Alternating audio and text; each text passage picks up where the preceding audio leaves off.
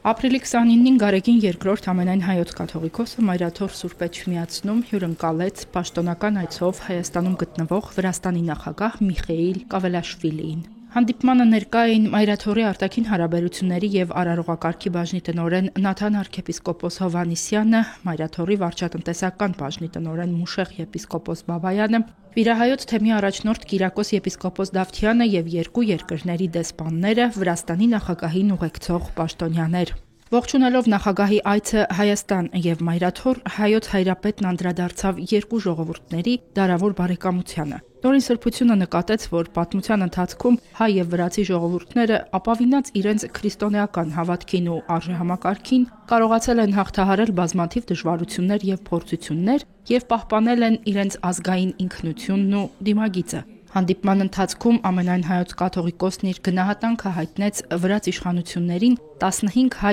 ռազմագերիներին վերադարձնելու ուղղությամբ գործադրած միջնորդական ջանքերի, ինչպես նաև Վրաստանի հայ համայնքի նկատմամբ հոգացու վերաբերմունքի համար։ Ամենայն հայոց կաթողիկոսը նաև իր եղբայրական ողջույններն ու բարեմաղթանքները փոխանցեց նորին սրբություն համայն Վրաստանի Իլյա II կաթողիկոս պատրիարքին։ Իր հերթին Վրաստանի նախագահ Միխեիլ Կավելաշվիլին գոհունակությամբ անդրադարձավ Հայաստան իր պաշտոնական այցի արդյունքներին։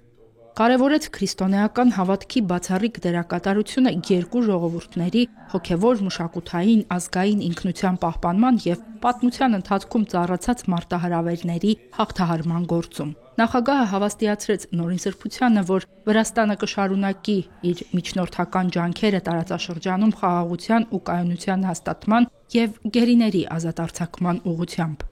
Հանդիպման ավարտին Վրաստանի նախագահ Միխեիլ Կավելաշվիլին Նաթան arczepiskopos Հովհաննիսյանի ուղեկցությամբ այցելեց Մայրտաճար, ծանոթացավ հիմնանորոգված սրբավայրի պատմությանը, շրջեց Մայրաթորի տարածքում։ Հերմինե Հակոբյան, Վռամ Խանամիրյան, Եկեղեցական կյանք։